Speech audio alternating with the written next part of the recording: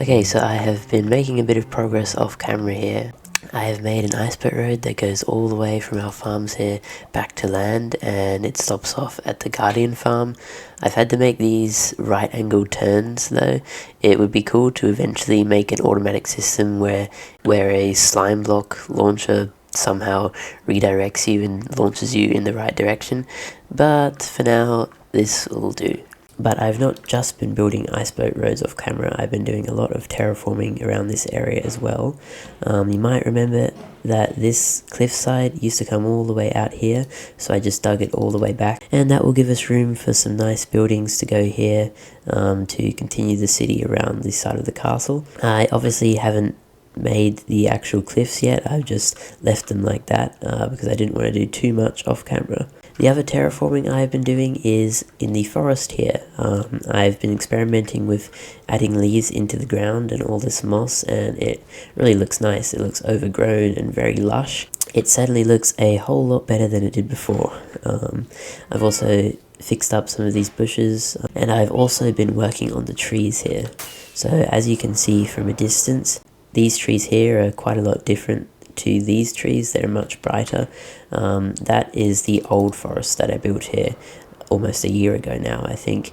And I've been slowly changing all those trees into the new type of trees that we have here, because I much prefer these ones. It makes the forest feel much darker and like it's more enclosed. And I've continued the terraforming all the way around here. I need to work on this hill a little bit, but the rest of the area is quite good. And then this area continues around to the boulder here, which I built at the start of the episode. But this terraforming stuff takes so much time. I spent so long on this, and it feels like I've only gotten one small area done. So this forest is just going to be a work in progress between episodes.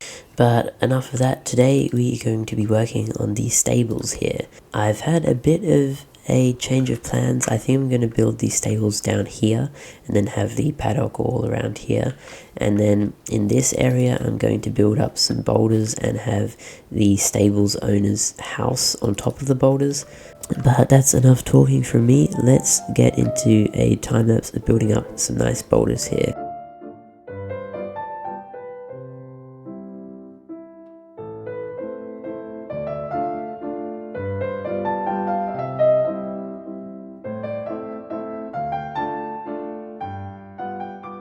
Well, the rocks are complete. I did a bit of designing in Creative first just to get the shape and the layout correct, and it took me a really long time to land on something that I liked, but I'm pretty happy with this. I wish there were green slabs. Like, you have the oxidized copper slabs and you have the mossy cobblestone slabs, but I wish there were nice dark green slabs because some of these shapes are a bit off. And I'm also pretty happy with the shading. It took me a long time to get the shading right, but I think this gradient works well, especially from a distance. And in the places where the water is touching the rock, I added some of the smooth tuff, I think, or the polished tuff, and that just makes it look even darker, as if the stone has become wet from all the water rushing past it. But overall, I think these rocks have been very successful. If you were wondering, the house I was talking about is going to go not on the rocks, but sort of right here, and from our little sightline here, they look very nice, and it makes the perfect frame for where the house is going to go. The house is going to go in this area right here, so I'll probably remove those leaves, and then the rocks create the perfect little circular frame around where the house is going to be. So imagine you're just walking through here, you see that rock and you see the house. So yeah, that was the sightline I always envisioned when I built this strange looking willow tree. Okay, well, let's move on and build some custom trees around this area. I will also do these in the form of a time lapse, and that way we can quickly move on and start building up the house which will go here.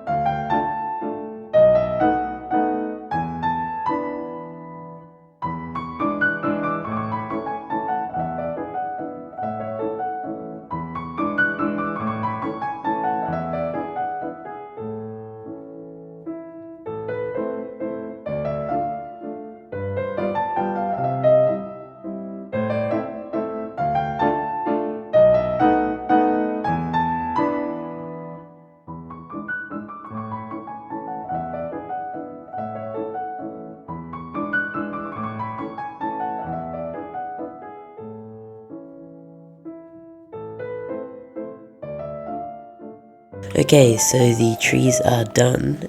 It was quite a large expansion, basically double the size of this area, and eventually we can connect the forest over here to the one over here via this hill. But I think they look pretty good. I was building them pretty quickly. I wasn't paying too much attention to how each individual tree looks, but I think altogether it creates quite a nice forest. I really like how the lighting turned out on these trees at the back here. If you squint your eyes, it kind of looks realistic. But there is one thing I want to change about the lighting, and that is that this area here up to about here, the area that is leading up towards the big clearing in the rocks, it feels way too bright. It feels like this area is a clearing as well, and it's not supposed to be. I mean, there aren't very many trees here, but I didn't want to block the sight line by putting another one here. So I have to figure out a way to put this whole area in shadow. And to do that, I think I'm going to try and place a few blocks up there really far away so you can't see them, but they will create a shadow. So if you go far enough away from chests, you can't see them, but I don't know if that works vertically or if it only works horizontally. So I'm going to fly up as high as I can here. And yeah, the chest disappears. Okay, that's good to know. But now, do chests make shadows? They don't, which makes sense because they are not a full block. But I was wondering if there were any other entities, like shulker boxes, that do make shadows, but they also disappear when you're far enough away from them, so there isn't some weird floating block in the sky. So, do shulker boxes make shadows? Let's see. I think they do. It got a little bit brighter there. So I have a lot of shulker shells lying around. So I'm going to basically just place a layer of shulker boxes at the height limit to cut off this area so it feels like it's all in shadow. So I'm just going to bring over a few shulker shells. I feel like 2 stacks should be more than enough. Okay, so let's build up to height limit. Okay, we're not at height limit, but this is probably high enough. I forgot to bring a crafting table. Okay, so I would just make a little area so we can put some stuff down.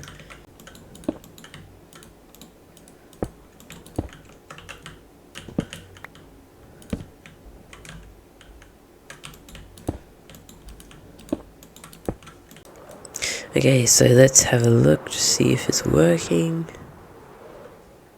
And yes, this area is now in shadow.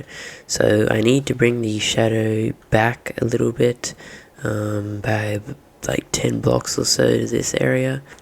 I probably should have checked to see if there were any other entity blocks that worked well that weren't shulker boxes, because this is kind of very expensive. But oh well.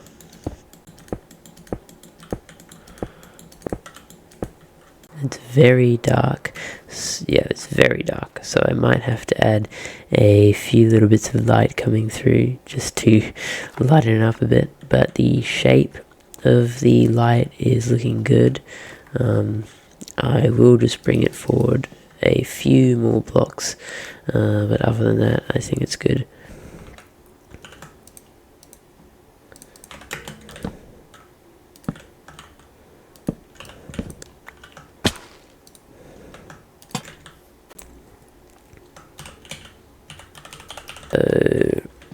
I don't think I made any spelling mistakes or anything, but yeah, that's pretty good.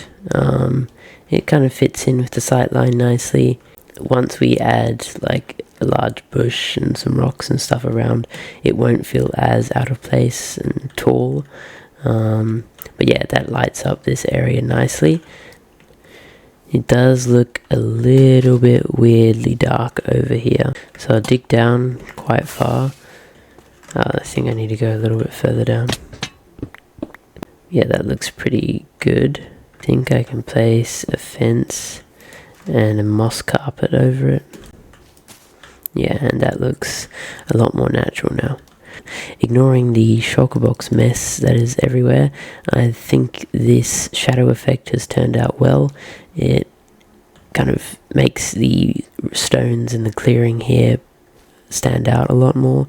It is pretty nice and pretty shadowy over here. I think it's good enough. I might just add a few more leaves in certain places to darken this area a little bit more. And I can't really do that for these areas here because there's no trees above the paths or in these areas, and I don't want to use more shulker boxes. So I think what I'll do is, to block out the brightness, I'll just add some really big leaves and rocks so it blocks out these sight lines over here, because I've always felt like this area feels a little bit too open anyways. And I'm also going to change this bridge. I've been using this bridge for probably a few months now, and I don't like it, so I'm going to change it back to my original idea of a slightly larger deep slate bridge here with some intricate shapes, and I think that will look much better. And this entire area is filled with green, so I want to get rid of a bit of that green by replacing these hedges for like a stone wall or something, and I think that'll look a lot better because it does look a little bit weird being able to see the bright pink through the leaves. Okay, so it's been a few hours and I've made most of those changes. I opened up this area here a bit more and I got rid of some of the flowers and different things that were around. I also added in some bushes over here to sort of block the sight lines, as I was saying, to make it feel like this area is more enclosed. And I also added this bush here so you can't see over there. And I added the deep slate bridge, which I think looks pretty nice, and it goes with the candles we have all along here. I added this little bench here with a bush here, and I'm not sure about the bush, but I think it looks okay, maybe like that. But yeah, I added a little bench here near the signpost, which I think works well, just fills up that area a little bit. And I replaced the hedges for the stone walls. They are very grey and sort of repetitive, but I think that actually helps the colourful flowers stand out more. I also cleaned up this area a little bit and added some benches because I didn't really know what else to put in this space, and then I blocked off this sight line to make it feel more enclosed by adding a large bush there. And then I kind of wanted to add a little water feature here, so I kind of made this messy, mossy rock thing with water coming down. So yeah, I just continued that water feature around here, and I'm not too sure about it. I will probably come back in a month and make some changes to it, but for now I think it fits well. Okay, well, I think the next step is going to be building the stables building itself. I'm going to leave the building of the house till the end of the video, because I have a few cool ideas for that. But first I want to get the stables done. So we're going to have a path that goes through all the trees to this area where the stables will be. Then we will have a big open area for the horses to roam around in. And then I'm also going to have like a racetrack where we can measure how fast the horses go. Nothing too crazy, probably just a straight line and some buildings around it. Okay, let's hop into a time lapse and build up the stables building. I'll also fence off the paddock where the horses will be able to roam, and I'll leave building the racetrack till after that.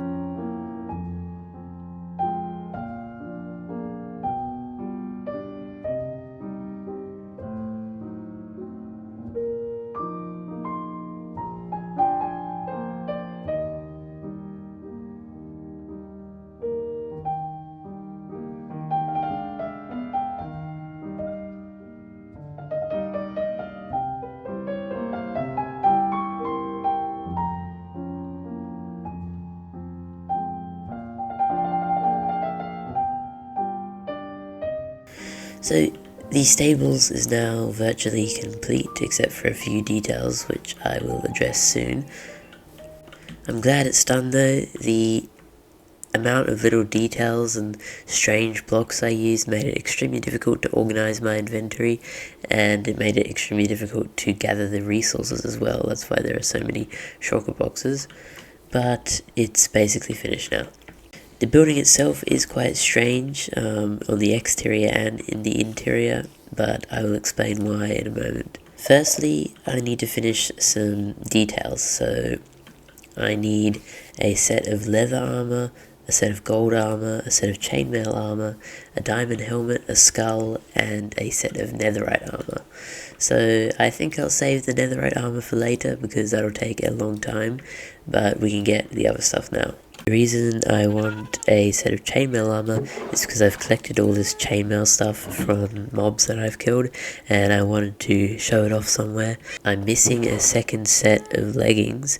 I have 3 sets of everything else, so I'll have to take the leggings off this armor stand. So I was thinking a good spot for this would be out here in this little storage area.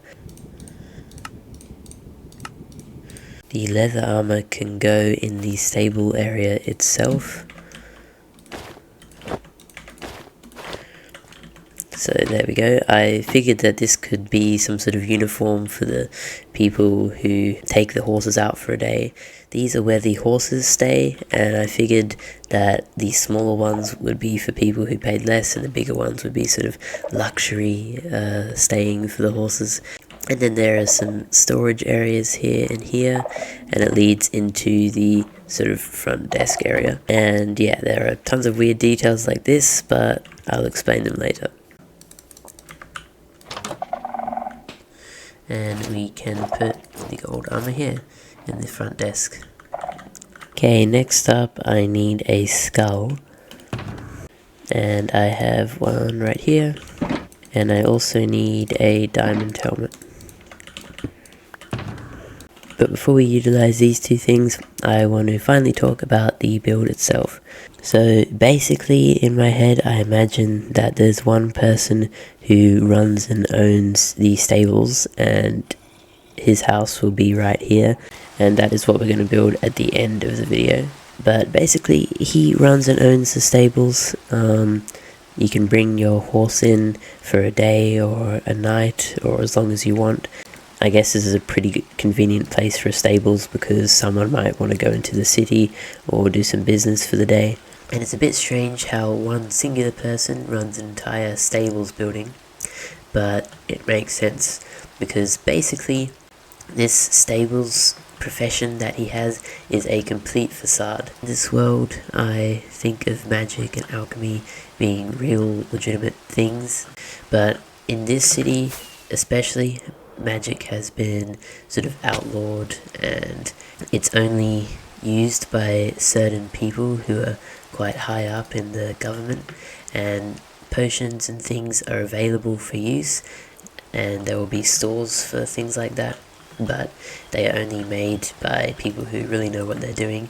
But this guy, the stables owner, he is actually doing his own alchemy and his own magical stuff.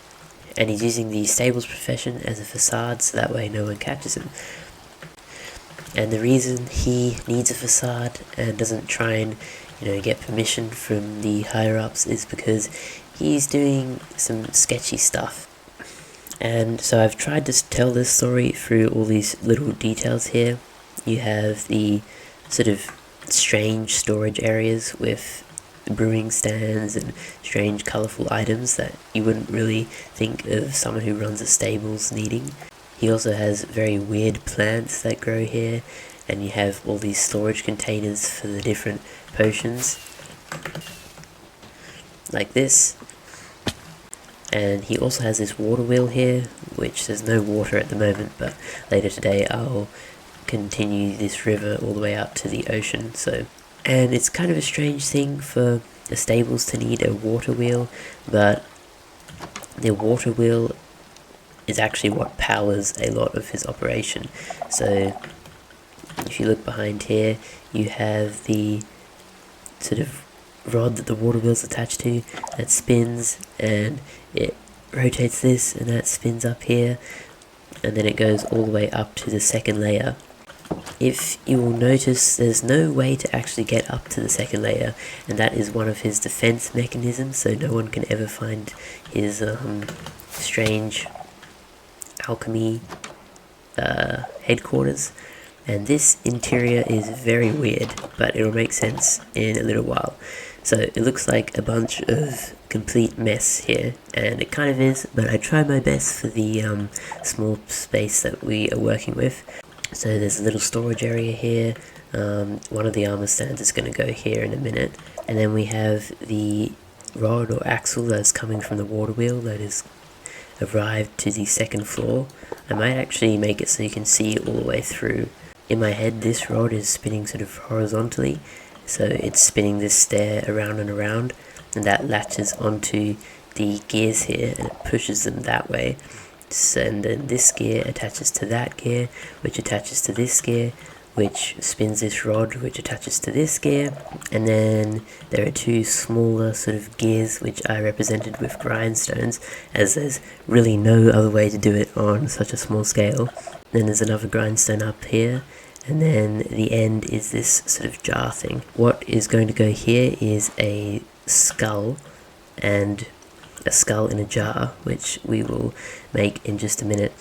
And basically, he is taking the essence or life that is left within the skull, and he's extracting it out with these gears and some of his magic, and he's stretching it out along these rods, pulling it around this gear and crushing it through this grindstone. So now it's thinner, now it's glass, you can see through it, it's a bit more magical. Then it goes all the way up to that grindstone, comes all the way down and into this jar here, and he's a bit clumsy with it, so there's drips of all this sort of life essence everywhere.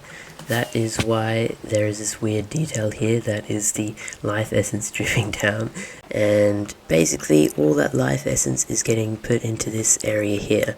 And my idea was that we could have a set of netherite armor with a white trim, so it looks like the essence is getting put into the armor.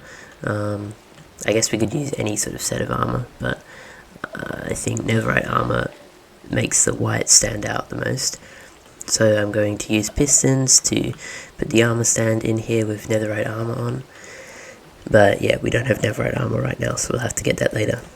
So basically, he's taking all this magical life essence out of things and infusing it into his own armor, and that is quite dangerous, so that is why he doesn't want the higher-ups of the government knowing about it.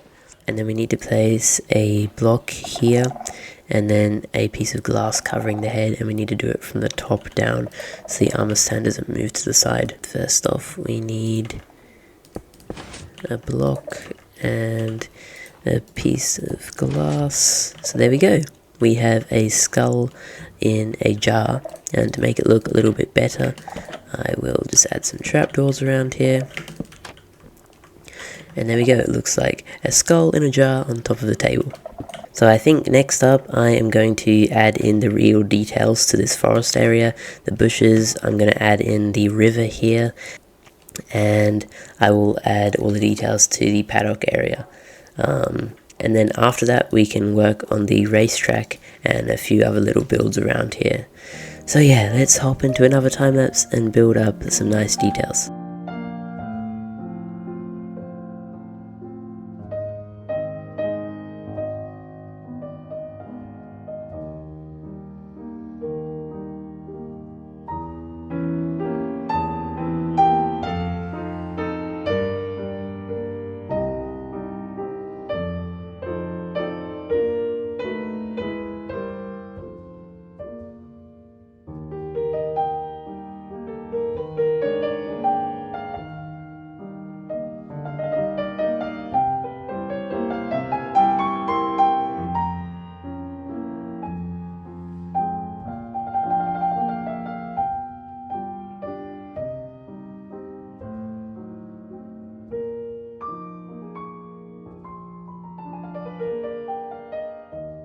So the forest details are now finished, and now that everything's in place, I don't really know how I feel about how dark it is over here with the shulker boxes.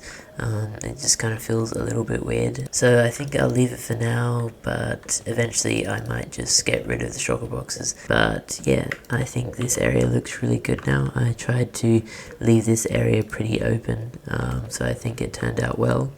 I added this pit here because I didn't really know what else to add, and I thought this kind of looks cool, and I just used glass to make it look like it goes down, you know, really deep, and I think it looks pretty good. I don't really know how this would connect to the lore in some way, but maybe this is where the potion guy dumps off all the dark magic or something like that, I don't know. Now we have this path that goes all the way up to this little bridge here, which I like. It has a nice arch shape over the water here, and that will go to the house which we will build soon. And there's also this nice sightline to the other bridge over here with all the leaves around. So that's where this path goes. It goes right over here, and we go over this bridge, and it brings us to the stables. And then the path continues around to here, and we have another bridge over here, which is just another route to the house up here. I was planning on building some really nice scenery here. I want to have some mossy outcrops that some trees will be sitting on, and you know, this one won't be floating anymore when we do that. And I had an idea of building a really nice sort of curved tree that hangs over the river, but I just wasn't feeling like it after adding in all of these forest details, because it is quite a long process. So I want it to look as best as I can, so I think I'm going to do that another day, probably off camera. I thought it would be a good idea to bring a path that connects up to the greenhouse all the way down here, and if I just did a straight path it would have hit this, so I thought it would be cool to curve it around, and that way it goes over the river like this, so that's quite nice. I also added a bit of detail to the paddock so it's not feeling so empty now. I thought the fences would look better if I added these sort of logs to them. It makes it feel a bit more built up, and it's not so repetitive. And I added a lot of bushes and grass and ferns, primarily around the edges, near the fences, and over here we have some really large bushes which have sort of overtaken the fence a little bit. And I added this giant bush over the river here, and I thought I'd add some leaves underneath the water and all these moss carpets and things like that. You see all in this area, all the leaves and moss carpets, and it makes it feel like the creek's a little bit blocked up with leaves and stuff in this area. At some point I also want to add like some sort of fallen tree, because it's a bit strange to have a full forest and there be no fallen trees. I also think I need to add a few more mushrooms around, because in real pine forests there seem to be mushrooms everywhere. But for today's video, the next thing to do is add the pagoda here and the racetrack. And I will probably do these on camera and just talk through the process, because everything today has been in the form of a time lapse, so it'll be good to switch things up. So I'm going to gather some materials and we can start working. So I think I will make it out of the warped wood and like prismarine walls and a bit of copper as well. I think I still have a lot of warped wood and copper left over from the stables build. So I think it's going to be on a raised platform here. It might look a little bit weird, so maybe we could line the edges with trapdoors like this, and then the actual floor could be lower down. We could also have it so it's raised up, and then there's a little step up to it, and it's fenced around like this. And I kind of like that too. And then I was thinking we could have these connect to the roof. They might have to be at different intervals, but they would connect to the roof, and then there'd be a domed roof up top. We could have sort of trapdoor fences like this.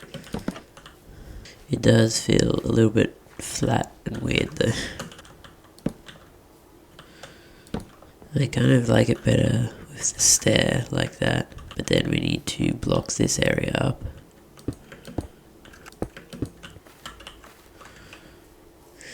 I think I like that. It just looks pretty wide, quite large, so I could like shrink it down to a 3x3, but then it would look weird also. So I'll just try this out. If we don't like it, then we can try something else. Now let's think about the roof. And I was thinking I would go with a similar sort of design where we use the slabs around, and then we bring the glass up in a domed shape. I think it might look a little bit weird if the slabs are out an entire layer. Like, it just looks really strange. So I think instead I will line the slabs up with the walls, and then we can just bring it like this. There you go, a nice circle. And that looks a little bit less mushroom-like. Now I'm thinking that it might look better without the stairs. Yeah, it just looks a little bit more solid. It does look kind of like it stands out, it looks quite large, so I might have to add some bushes and stuff to sort of make it appear a bit smaller. But, okay, let's stop worrying about that and start working on the roof. I'm going to try making the roof look really tall and see how that looks.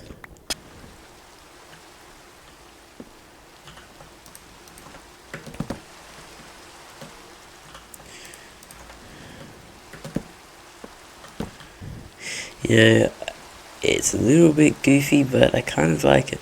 Maybe there's a way to save this by raising the slabs up and getting rid of this layer.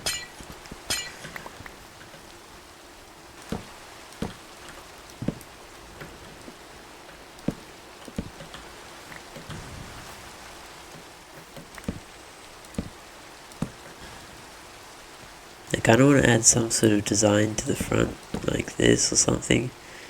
So it kind of looks weird because you can see the front and the back, and it kind of messes with your perception. But I think the dome is looking pretty good now. Okay, let's place the little spire on top. It still looks pretty tall, but it does fit in with those ones. Yeah, honestly, maybe if we added slabs here, it would look better. Nah, looks better with trapdoors. I think we're gonna have to go with just the end rod like that, maybe. Yeah. I don't know if this would look better with a fence though. Oh, I like the wall better, I think. One thing I did notice is the slab layer here. It like cuts off really abruptly and then becomes glass, so it kind of just makes this harsh line here, which I don't really want. So let's try and fix that. Maybe we could add a wall instead. No, that kind of looks weird. But if we added a full block, that would also look really weird. So maybe we keep this as it is with the trapdoor and then add slabs here on the corners. I think it's a little bit better. These still look really harsh though. I think it's okay. It's not that big of a deal. Now let's see what it looks like when we have the grates in. You know, I kind of don't really like the grates that much.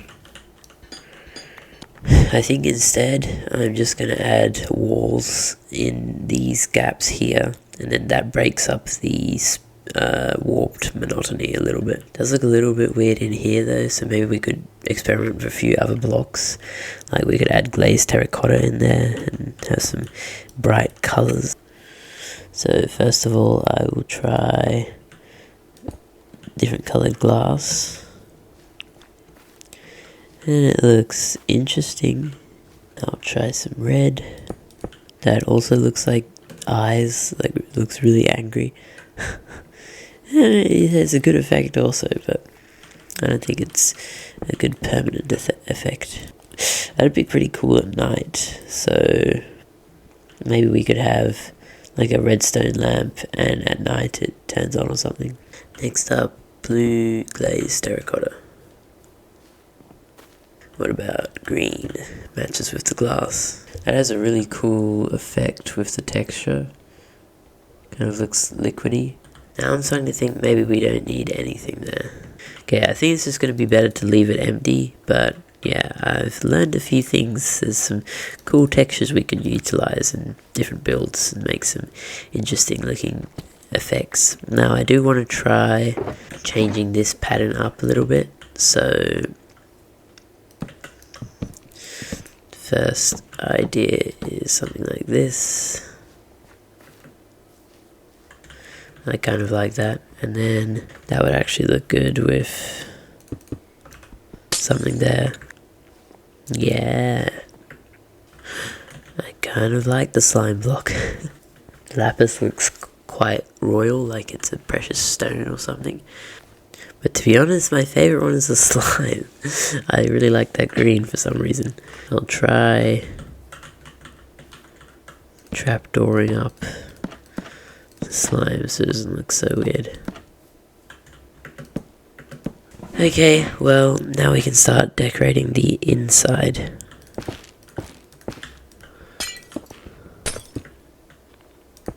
And then the center block could be like just a trapdoor.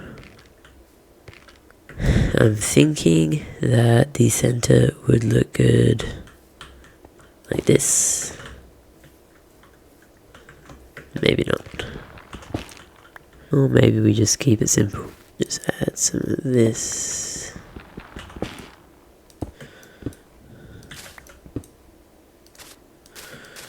There you go, a little path and a very mossy interior, and it's a little weird, but I like it. So now that we have our little pagoda, we have to put some stuff inside it. So I'm thinking I will put a lectern here, maybe some candles, some pots and with flowers in them. Yeah, that'll look good. A lectern could go there. Then beside it, we could try and simulate ink somehow, and like an ink and a pen. Yeah, it kind of looks like ink. 2 little bottles of ink. If only you could put a little pen beside them. Ta-da! That looks good. Okay, now on this side, I'll just put a little flower or something here. I kind of like the look of this pale oak sapling better. And I also like it better over here where it's a bit darker. Nice. And then over here, could add. So that was a fun little build to do on camera. It turned out quite well. I think it looks nice. We just have to build up the area around it a bit. Probably add a large bush here and some more ferns and stuff around just to make it fit in a little bit better. But I'm happy with it for now. So now we can move on to building the little racetrack that is going to go here. I think for now I'm not really going to decorate this racetrack. I'll just leave it pretty bare bones. I'll just add the redstone and that's about it. Because in the future, I don't really know what I'm going to use this area for, so maybe we could turn it into an actual racetrack, like with obstacles and nice scenery and everything. But I don't know, so I'm just gonna leave it open to future decoration. On one end I'm gonna have a tripwire hook where you run over it to start a timer which unblocks a hopper and allows items to flow through. And then when you get to the other end there will be another tripwire hook which stops the timer and stops allowing items to run through. And then at the end you can check to see how many items went through, and the fewer items the faster the horse. A pulse extender, or I guess signal extender, is made like this. So you have a comparator, redstone, another comparator, and some redstone connecting it. Okay, so I think it still needs to be extended for longer, so what if we add more comparators? Yeah, it does go for longer, okay.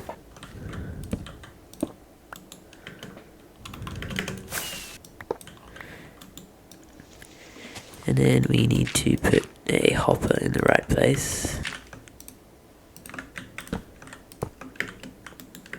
Okay, and then we need to be able to turn this signal off when the horse or whatever reaches the finish line. So I'm actually going to move this redstone line down by 1, which means I also have to move everything else down by 1. But now that means if we put a block here, the signal will get cut off. So I will just have a piston back here, which is attached to a block. So I'm going to test out my running speed here. I will just sprint across, and then we make it to the other side, and we should have 9 items in here. Okay, there is one more thing to do in today's episode, and that is to build the house which will go right here. So I think we are going to do this in the form of yet another time lapse.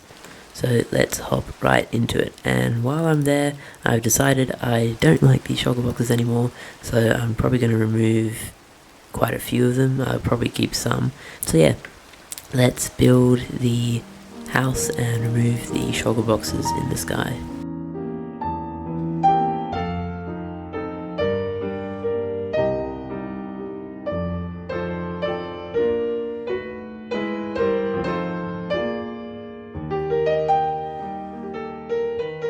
Okay, so the house is done and I'm really happy with it, but first I want to talk about the shulker boxes. So I ended up keeping most of them there. I just changed them around a bit and I let a little more light through. And then with the ones I got rid of, I put them over here, so it now feels darker over here as well, because it was really bright here before, and going from that brightness to the shadow just felt a bit strange. So now it's feeling a lot more cohesive and nice. But now we have the house of the stables owner. It looks pretty nice with the sight line. You can see it as you're walking through the willow tree here, and the 2 bridges sort of guide your eye up to the house, and then of course the smoke coming from the chimney is framed by the sort of tree line here. So yeah, I think that turned out really nicely. And then as you come around here, you're looking at that and you're looking at the bright white waterfall, and for me, my eye still goes to the waterfall first. I feel like this is the center of attention, which is good. I wanted to keep it that way. I wanted this to feel a little bit like out of the way. While I was gathering the materials, there was a thunderstorm, so I was able to get exactly 2 skeleton skulls. So I'll place one there, which looks nice, and I placed the other one underneath the house right here. So the house itself, as planned, it's on stilts here above the water, and underneath it is a little dock area. Well, it's not a dock because there's no boats, but you get the idea. And we also have this big furnace here which connects to the chimney, and I thought this would be like an area for storage and an area where the stables owner potion guy gets rid of some old magical equipment. So there's probably like boxes of junk and random things that he doesn't need around, like an old brewing stand and things like that. And it's underneath the house because it's sort of hidden away, you know, and in my mind, because of all the magical power in the items being burned, it led to a really large sort of plume of smoke coming out of the chimney, so I thought that was a nice addition. I'm pretty happy with how the smoke itself turned out. I like the shape. I kind of just threw it together without much thought, but I think it turned out well. And then we have the house itself, a little balcony out the front with a sort of rickety old bridge to the house, with just some random things here. And then we also have more of the sort of potion storage like this, and even more of the potion storage. And I thought of the idea that this could sort of be like junk storage, and so we have like little filters like this and like that, and disposal chutes which shoot all of the sort of unwanted potion stuff down into the river and ground. And then on the inside we just have a quite simple interior. It was hard to sort of pack everything in, but I think it's okay. So first of all, we have a little staircase on the side which leads to a sort of just relaxation area where you might read a book and listen to some music or something, and not very much space at all, but I think it turned out decently. It feels spacious enough, you know, if you're just sitting down and reading a book. And then we have a little dining table with a window looking out to the very wonderful view of rock. And over here we have a little brewing area. We have some nether wart growing. We have a brewing stand with potions on it. We have some barrels, just some random things, just a bell here for no reason, but maybe that's sort of like an alarm clock saying the potion is done or something. And then we have a smoker here, presumably to cook food with some indication of heat, so I just added some magma with a jungle trapdoor in front, and I think that adds a little bit of movement and colour to the build. We have a birthday cake over here. I didn't know what to add here, so I just thought, why not add a little cake with a candle, and that introduces some colour as well. And then we also have this tiny little closet back here with an ender chest, so that's another little detail. And then last of all, we have a bed, so I just put a ladder up to the bed, and then we have the one and only light source, the lantern, right next to the bed, so when he goes to sleep he can just turn it off and go straight to sleep. And then we also have a nice little window looking out. It's kind of impossible to get on this bed, but that's okay. So overall, I'm very happy with this build. I like the interior. It's probably one of my best interiors because I'm not very good at interiors, but I think it fits in well, and yeah, it's a good end to the video. But there is still one more thing I want to do in today's episode. Just to end the video off, I want to create the third ever map of our world here.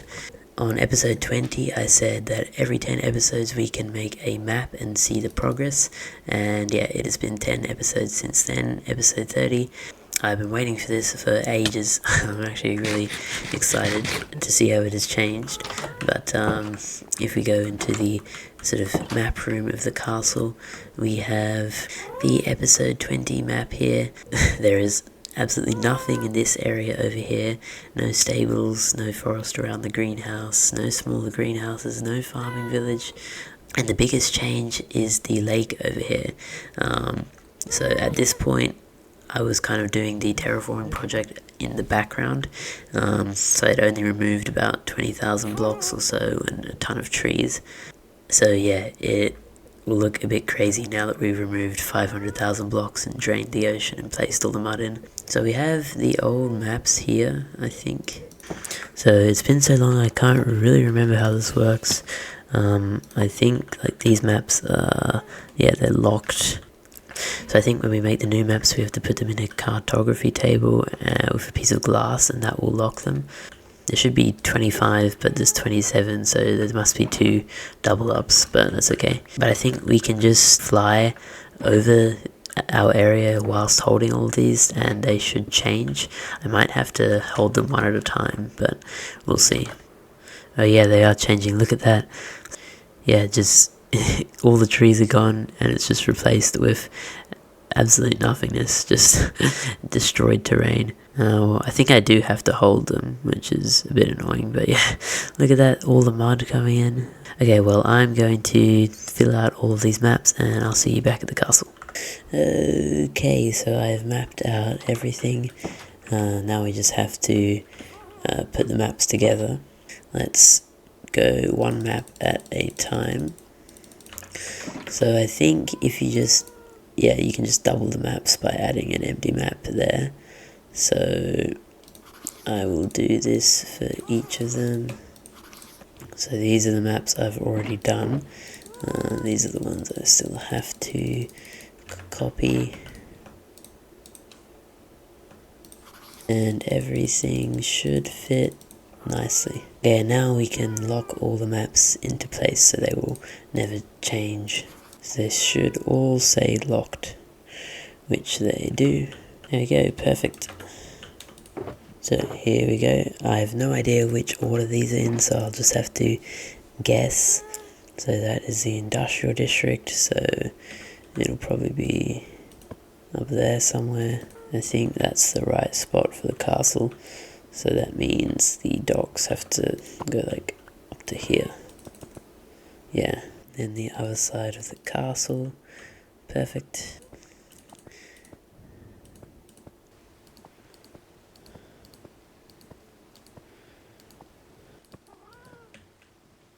There we go, the map is complete.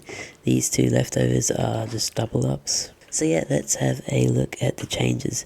Obviously, we have connected the two lakes here into one huge lake, which was always the goal.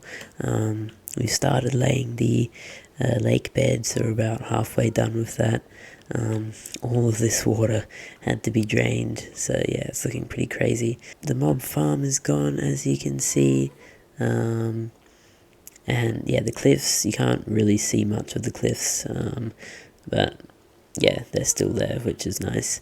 We have the new terraforming here, so a lot of the path is covered up now, so we're going to have to reconnect that, so we'll do that sometime in the future.